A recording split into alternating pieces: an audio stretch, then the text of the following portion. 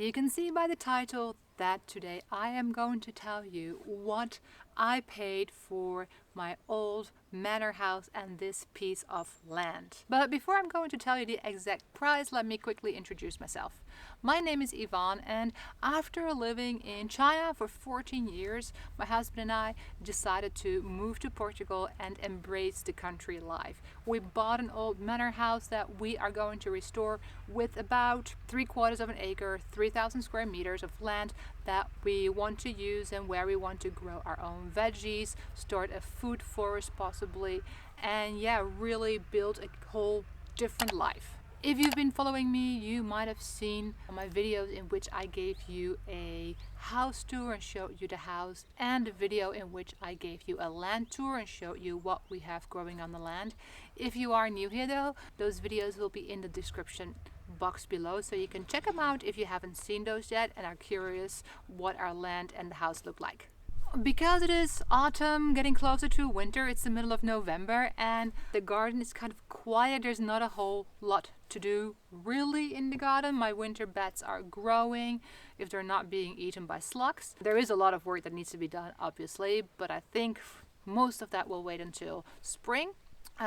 Because there's not a lot to do, I decided that it would be a good time to talk about what we paid for the house and the land, and if that is a good price, how we feel about it, and look back a little bit at one of my previous videos in which I said or asked the question, is it possible to buy a cheap house in Portugal? To start with that video, I made it in February, April when we were here looking for houses, and saw a lot of different houses that were within a certain price range. I think the most expensive ones that we looked at were about 130,000 and some of the cheaper ones were 50, 70,000. And that is kind of the price range that we were looking at. We had given ourselves a certain budget for the house and land that we wanted to buy, and then we also had a budget that we were willing to invest in restoring the property that we would eventually buy.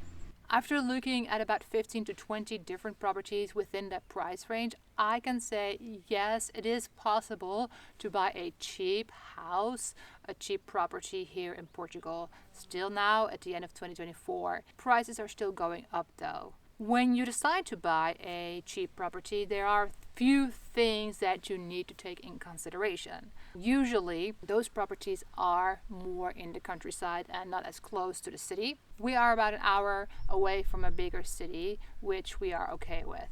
If you want to be closer to a bigger city, or if you want to be closer to Porto or Lisbon specifically, you are going to pay more for your house and you might not get as much house or land for the price that you are paying. Another thing that you would have to think about when you are considering to buy a property that is cheaper is the age of the house. A house might be quite old. When a house is older, chances are the prices are a little bit lower depending on the state of the house. And the state of the house is also a thing to think about, because if the state of the house isn't great, you're not going to find cheap property. You will have to invest money into it to make it up to date and to restore it and to create the house that you really want and that you are happy with. A lot of people are deciding to buy old ruins and they want to restore those, and that's absolutely fine. If that's something you want to do, great. But for us, that wasn't an option, because when you buy a ruin, it's classified as a ruin and it doesn't have an habitational license often. So that means you can't actually live there without going through the whole process of changing the license. And that process can take up a lot of time, and it also requires a lot of paperwork and, of course, cash. It doesn't come for free. That is a little bit about buying cheap property here in Portugal and whether it's still possible or not. Now let's talk about how much we paid for this house and the land. We paid 75,000 euros for this house and the piece of land. For us, that was well within the budget that we had set for ourselves, so that's really good. We're very happy with the price. We were also able to negotiate with the owners, with the previous owners, about the price, and we paid less than the asking price. And that's very common actually here in Portugal. It is part of the culture and the negotiations that you negotiate the price. You don't have to pay the asking price. So if you are considering buying here in Portugal, keep that in mind. For that 70,000 euros, we got about 3,000 square meters of land and a lot of square meters of house. If you check out my house tour, you will find out how many square meters we actually have. The house is really built in 3 parts. So there is the main house that was originally built with basically 5 rooms, 3 rooms on this side and 2 rooms on the other side. And then as the families that lived here grew bigger and needed more, they built on different parts. After the main house was built, they added on another part, what is now our office or future office, a big entry hallway. Then there is another room with a fireplace. It used to be the dining room because it's right next to the kitchen. We are going to turn it into the living room because it has a fireplace. And then the kitchen and the living room / dining room were added on later. And then another part was added, actually converted. It used to be a area for the animals that they converted into an entertainment room. Basically, it is an entertainment room with a library on top. That's quickly what the house looks like. So that was built on extra, and then on the other side of the house they built on a mudroom and bathrooms and a patio. So there's a lot of house.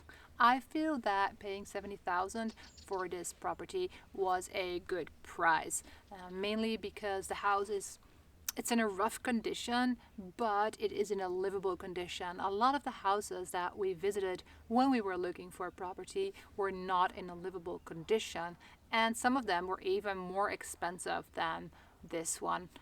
Other houses that we saw were over 100,000, sometimes up to 120,000. And before we'd seen this one and we went forward with this one, we kind of almost considered some of those. So looking back at that and knowing what we got, I feel that the price that we paid is a fair price, especially with a big piece of land. I've heard that nowadays you could ask that price or get that price for just a piece of land without any buildings on it. So considering that we have a house that we can actually live in, that we are currently living in, I think it's a good price. But I'm not sure how you feel about it. Would you have paid that price for this property or not?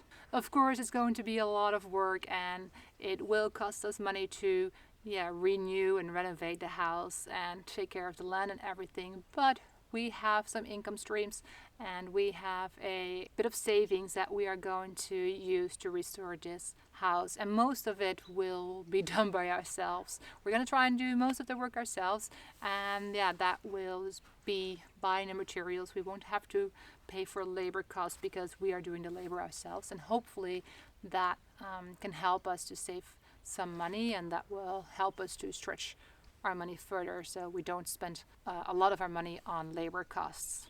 Now you know how much I paid for this house and the land. Let me know in a comment if you think that was a good amount of money, a good price, or not a good price, if you would have paid the same price for it or not. I'm curious to hear your thoughts about it.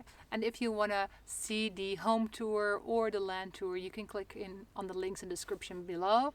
And if you want to see more of the house renovations, you can subscribe to the channel that you see here. And if you want to see more of the garden and what I do in the garden, subscribe to this channel. I want to thank you for watching it, and I'll hope to see you in the next video. Bye bye!